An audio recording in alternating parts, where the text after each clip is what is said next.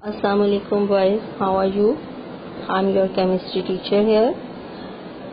Boys, today we will start with the chapter number 9, that is the first chapter of your 10th class chemistry, that is the chemical equilibrium. We will start with the chapter chemical equilibrium. First of all, we come to know that after learning this chapter, the students will be able to, number one is define chemical equilibrium in terms of a reversible reaction. It means that we will be able to define the chemical equilibrium. Number two,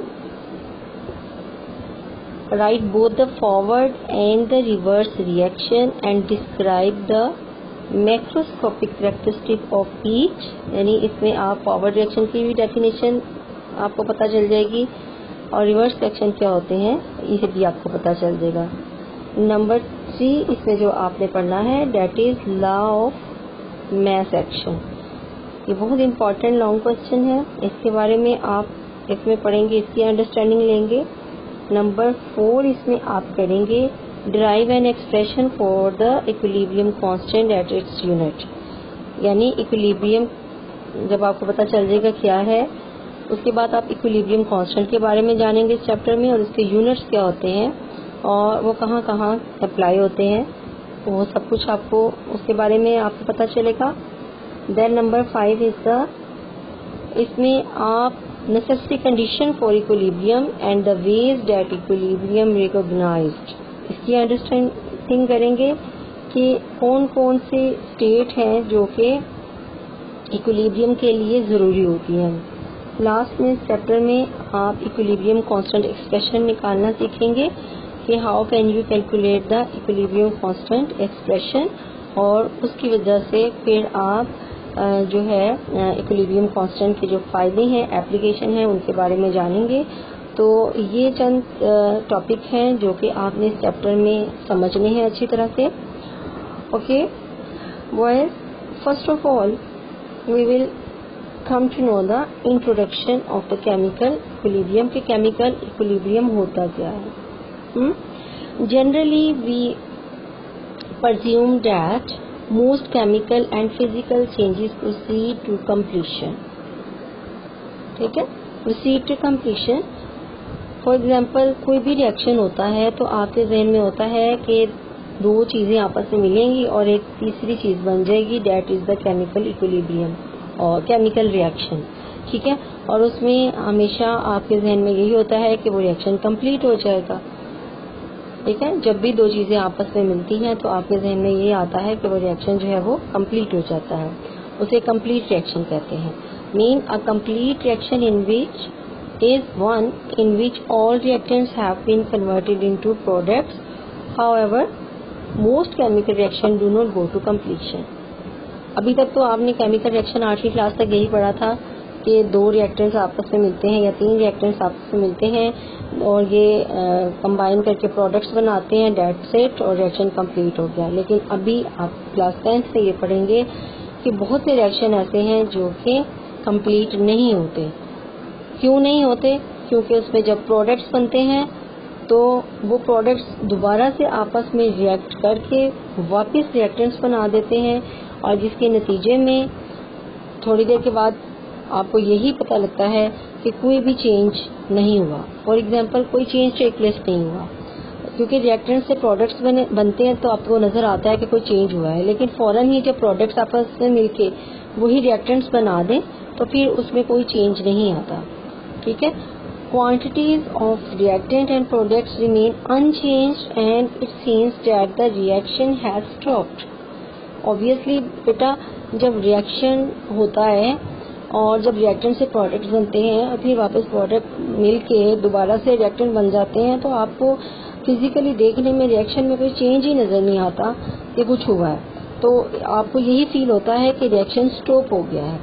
in fact होता क्या है कि this reaction do not stop, rather they take place on both direction at equal rate. ठीक है, and attain the equilibrium state. वो state ऐसी होती है यहाँ पे, क्योंकि हमने इक्विलिब्रियम का चैप्टर पढ़ना है, तो फर्स्ट मैं आपको इक्विलिब्रियम बता दूं कि इक्विलिब्रियम जो है वो एक ऐसी स्टेट होती है जहाँ पे रिएक्टेंट्स जो है वो प्रोडक्ट में चेंज होते हैं और प्रोडक्ट वापस रिएक्टेंट में चेंज होते हैं। पूरे रिएक्शन मिक्सचर में रिएक्टेंट और प्रोडक्ट की जो क्वांटिटी है वो सेम हो जाती है और रिएक्शन इक्विलिब्रियम स्टेट पे आ जाता है और देखने वाले को लगता है कि reaction has been stop, mean reaction stop हो गया हुआ है। इसकी एग्जांपल मैं आपको देती हूँ। अच्छा, अब ये रिएक्शन स्टॉप हो गया है, हमें पहले ये लगता है कि बिल्कुल रिएक्शन स्टॉप है, हालांकि वो रिएक्शन कंटिन्यू है। रिएक्टेंट प्रोडक्ट में चेंज हो रहे हैं और प्रोडक्ट रिएक्टेंट्स में चेंज हो रहे हैं। ऐसे रिएक्शन को हम कहते हैं रिवर्सिबल रिएक्शन। क्या कहते हैं? ऐसे रिएक्शन को हम रिवर्सिबल रिएक्शन कहते हैं। अब सबसे पहले मैं आपको रिवर्सिबल रिएक्शन की एक नेचर में एग्जांपल देती हूँ कि क्या है। नेचर में आपको पता है, ये देखिए ये एग्जांपल है ह्यूमन बीइंग और ये प्लांट्स हैं, ठीक है। अब ह्यूमन बीइंग और प्लांट्स का आपस में आप रिलेशन देखिए कि ये दरख्त जो है, प्लांट जो है, ये ब्लू एरो से शो कर रहा है कि ये एक ह्यूमन बीइंग को ऑक्सीजन दे रहा है और उसके बदले में जब ह्यूमन बीइंग जो है ऑक्सीजन इनहेल कर लेता है तो वो कार्बन डाइऑक्साइड एक्सहेल करता है। कार्बन डाइऑक्साइड बाहर एटमॉस्फेयर में आके वो प्लांट्स के पास जाती है और प्लांट्स उसको फोटोसिंथेसिस के लिए यूज करते हैं। आप देखिए ये डबल एरो आ रहा है, प्लांट जो है वो ऑक्सीजन दे रहा है और इंसान जो है वो प्लांट को कार्बन डाइऑक्साइड दे रहा है, ठीक है। अब कार्बन डाइऑक्साइड हर वक्त प्लांट कंज्यूम करते रहते हैं डे टाइम में और ऑक्सीजन हर वक्त ह्यूमन बीइंग कंज्यूम करते रहते हैं day and night every time में, और एटमॉस्फेयर अमाउंट बहुत ही कम है, 0.04। अब आप ये देखिए कि एटमॉस्फेयर में ये जो कंसंट्रेशन है ऑक्सीजन की और कार्बन डाइऑक्साइड की, ये कम क्यों नहीं होती? इसलिए कम नहीं होती कि जितनी कार्बन डाइऑक्साइड जो है वो प्लांट्स यूज करते हैं उतनी ही कार्बन डाइऑक्साइड जो है वो ह्यूमन बीइंग जो है वो एक्सहेल कर देते हैं एटमॉस्फेयर में, और जितनी ऑक्सीजन जो है वो ह्यूमन बीइंग यूज करते हैं वो प्लांट्स वापस एटमॉस्फेयर में डाल देते हैं। यानी हमें इसलिए पता ही नहीं लगता कि कार्बन डाइऑक्साइड जो है वो प्लांट्स की तरफ जा रही है, ऑक्सीजन जो है वो ह्यूमन बीइंग की तरफ जा रही है, क्योंकि दोनों का एक बैलेंस हो चुका है। This is the example of reversible reaction and dynamic equilibrium. ये एक नेचर में आपको मैं एग्जांपल दे रही हूँ कि this is the example of reversible reaction. Reversible reaction क्या है कि ऑक्सीजन जो है वो प्लांट्स दे रहे हैं और उसके बदले में कार्बन डाइऑक्साइड वापस वो ले रहे हैं, रिवर्स हो रहा है, ठीक है। और इस स्टेट पे डायनामिक इक्विलिब्रियम हो गया है। डायनामिक इक्विलिब्रियम का मतलब है कि एटमॉस्फेयर में जो कंसंट्रेशन ऑफ कार्बन डाइऑक्साइड और ऑक्सीजन है वो मेंटेन रहती है, वो सेम रहती है, वो कम या ज्यादा नहीं होती, क्योंकि जितनी वो कंज्यूम हो रही होती है उतनी ही वापस एटमॉस्फेयर में आ रही होती है, इसलिए आपको कोई चेंज नजर नहीं आता। इसको कहते हैं डायनामिक इक्विलिब्रियम, ठीक है। तो इसको हम यहाँ से इसकी रीडिंग करके देखते हैं कि डायनामिक इक्विलिब्रियम क्या है। We owe our existence to equilibrium phenomena taking place in atmosphere। वो कह रहा है कि अगर हम जिंदा हैं तो वो क्यों जिंदा हैं, हमारी जिंदगी किसके में होने मिन्नत है, इसी फिनोमिना के में होने मिन्नत है, डेट इज द इक्विलिब्रियम, जो कि एटमॉस्फेयर में होता है। अगर एटमॉस्फेयर में इक्विलिब्रियम ना हो तो ऑक्सीजन खत्म हो जाए, कार्बन डाइऑक्साइड खत्म हो जाए और डेथ हो जाए, कोई भी लाइफ जो है वो यहाँ पे एग्जिस्ट ना कर सके। तो we owe our existence to equilibrium phenomena taking place in atmosphere. We inhale oxygen and exhale carbon dioxide while plants consume carbon dioxide and release oxygen। जैसे मैंने अभी आपको बताया, this natural process is responsible for the existence of life on earth। अब यहाँ पे आप एक शॉर्ट क्वेश्चन बना देते हैं कि which natural process is responsible for the existence of life on earth, that is the equilibrium phenomena, और इसकी एग्जांपल दे सकते हैं। Many environmental systems depends for their existence or delicate equilibrium phenomena। For example, concentration of gases in lake water is governed by the principle of equilibrium।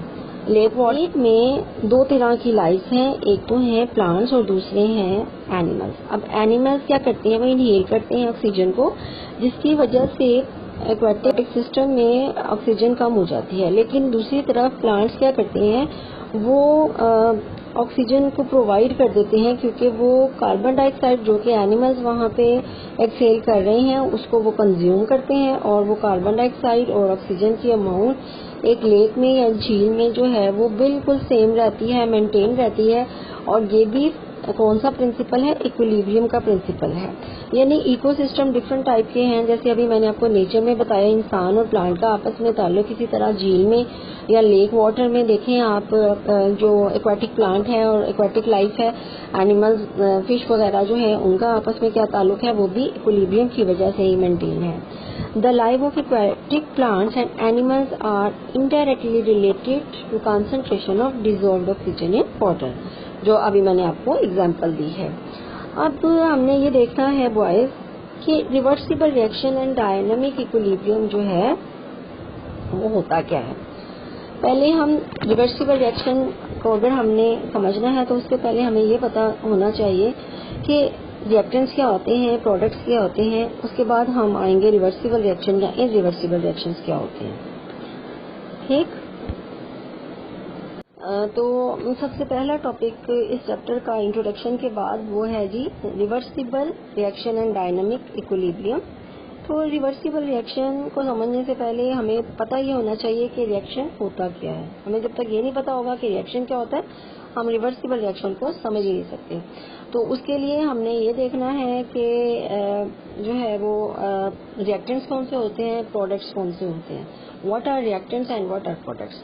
तो boys ये आप एक equation देख रहे हैं जिसमें 2H2 प्लस O2 कंबाइन करके इनको जब गर्म करते हैं तो ये H2O में चेंज हो जाता है, यानी हाइड्रोजन और ऑक्सीजन जो है वो दोनों मिलकर पानी बनाते हैं। ये एक जो है इरिवर्सिबल रिएक्शन है। सबसे पहले हम देखते हैं कि इसमें रिएक्टेंट कौन कौन से हैं। ये हाइड्रोजन और ये ऑक्सीजन जो है ये इसमें रिएक्टेंट्स हैं, और ये जो वाटर है ये इसमें प्रोडक्ट है। ठीक है, रिएक्टेंट कौन से हैं इसमें? हाइड्रोजन और ऑक्सीजन, और प्रोडक्ट इसमें वाटर है। अब जब रिएक्टेंट्स आपस में मिलते हैं, यानी कि जो एरो से पहले का जितने भी एलिमेंट्स हैं या कंपाउंड होते हैं वो सारे के सारे रिएक्टेंट्स हैं, और जो एरो के बाद हैं वो सारे के सारे प्रोडक्ट्स हैं। ठीक, अब हमने ये देखना है कि जब रिएक्शन स्टार्ट होता है तो ऑक्सीजन हाइड्रोजन से मिलती है, वाटर बनता है। ठीक है, अब ये वाटर बन रहा है, मीन ये सिंगल एरो आपको नजर आ रहा है, इसका मतलब है हाइड्रोजन ऑक्सीजन मिलते जाएंगे और वाटर बनता जाएगा। ये रिएक्शन जो है वो रिवर्स नहीं हो रहा, यानी पानी वापस हाइड्रोजन ऑक्सीजन में चेंज नहीं हो रहा। ठीक है, तो इस किस्म के रिएक्शन को हम कहते हैं जी इरिवर्सिबल रिएक्शन। तो इसकी डेफिनेशन क्या है, यहाँ से स्टार्ट हो रही है। Most of the reaction in which the product do not recombine to form reactants are called irreversible reaction। ये यहाँ से आप यहाँ तक मार्क कर लीजिए, this is the irreversible reaction।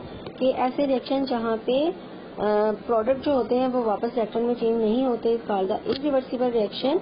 They are suppose to complete and are represented by putting a single arrow. और इसको हम किससे जाहिर करते हैं, ये आप देख रहे हैं, सिंगल एरो से जाहिर करते हैं।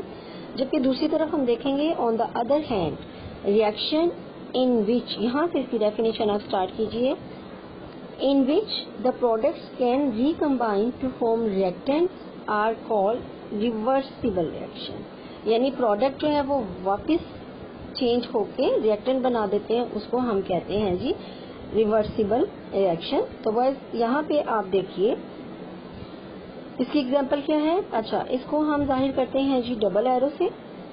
ठीक है, रिवर्सिबल रिएक्शन को हम डबल एरो से जाहिर करते हैं क्योंकि ये रिवर्स हो सकते हैं, वो प्रोडक्ट वापस रिएक्टेंट में चेंज हो सकते हैं।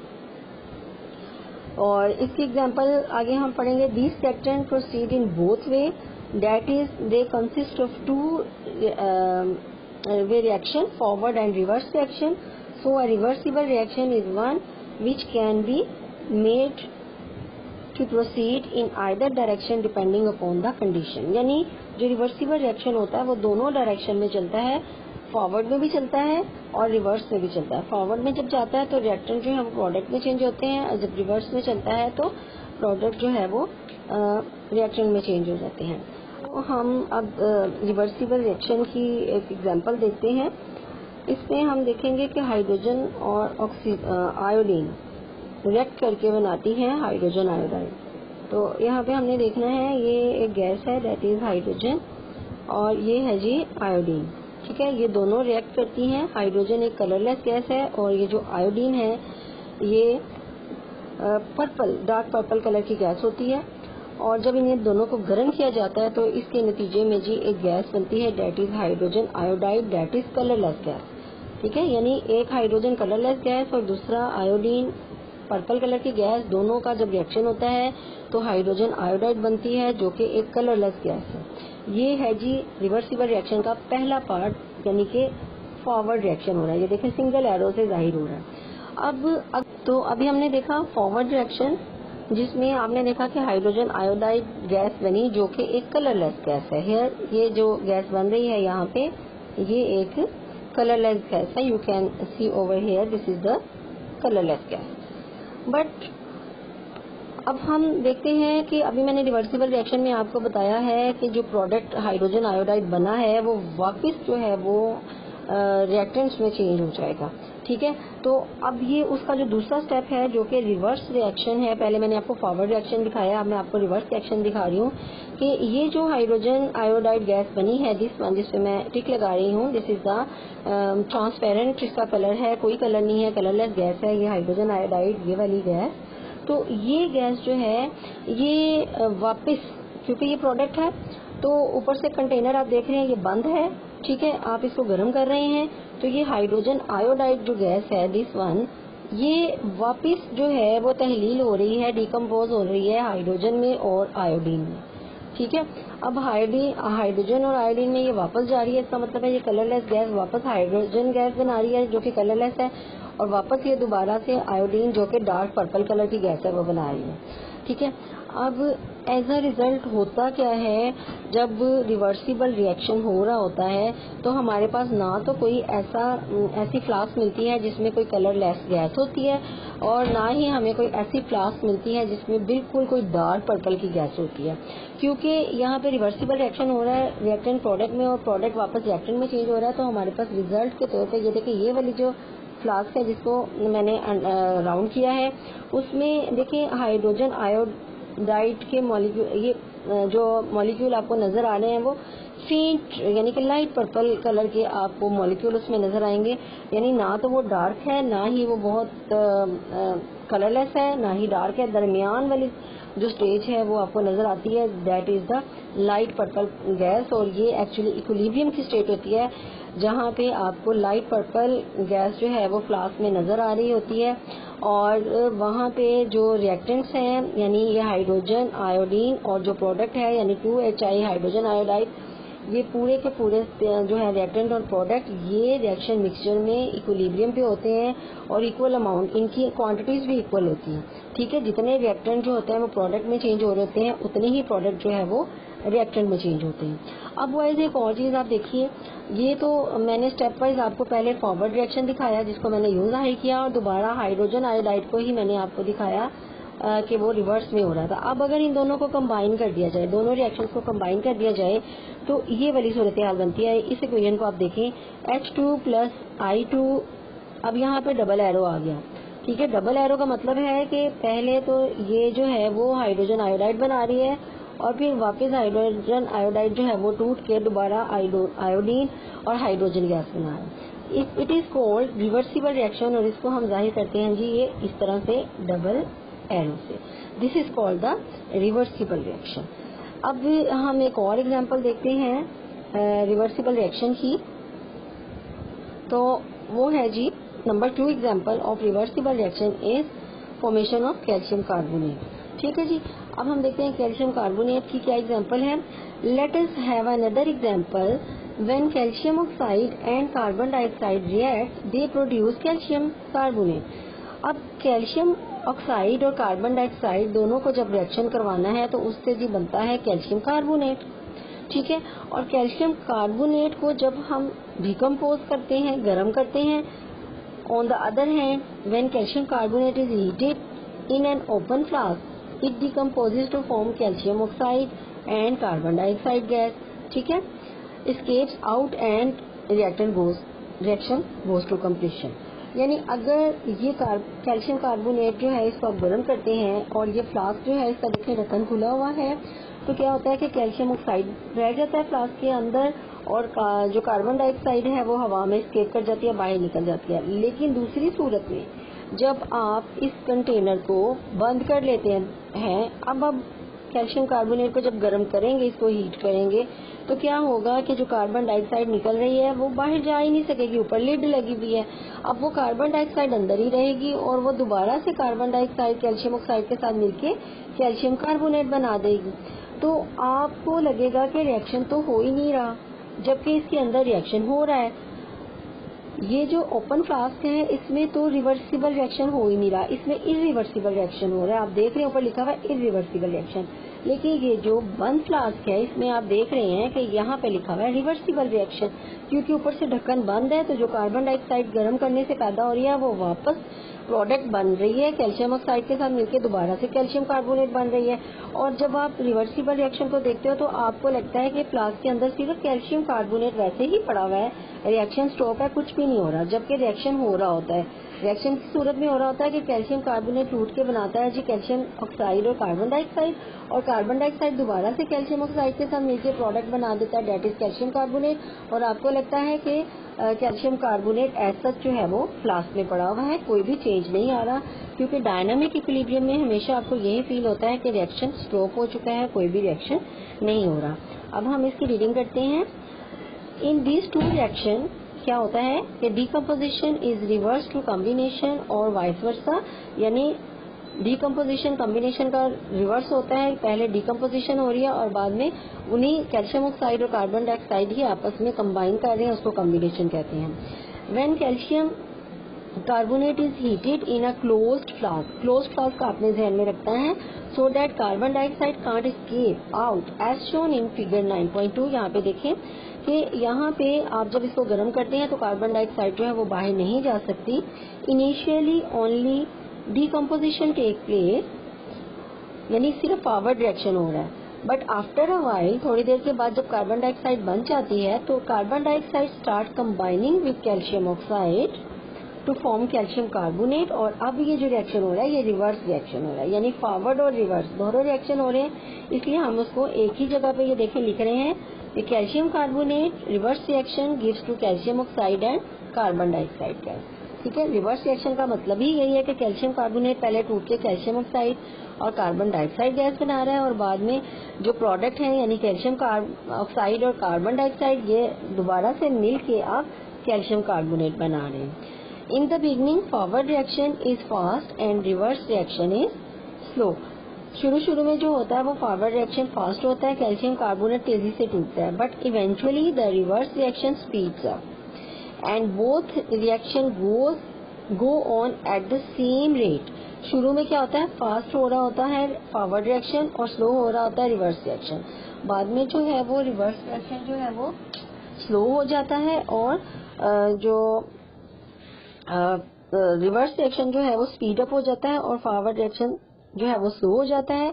और एक टाइम ऐसा आता है जब दोनों रिएक्शंस का फॉरवर्ड और रिवर्स दोनों रिएक्शन का रेट जो है वो सेम हो जाता है, लेकिन बट इन ऑपोजिट डायरेक्शन। जाहिर है आप देख रहे हैं दोनों की डायरेक्शन ऑपोजिट है, ऑपोजिट डायरेक्शन में रहता है। As a result amount of calcium carbonate, calcium oxide and carbon dioxide do not change, it is written as, ये आप देख सकते हैं।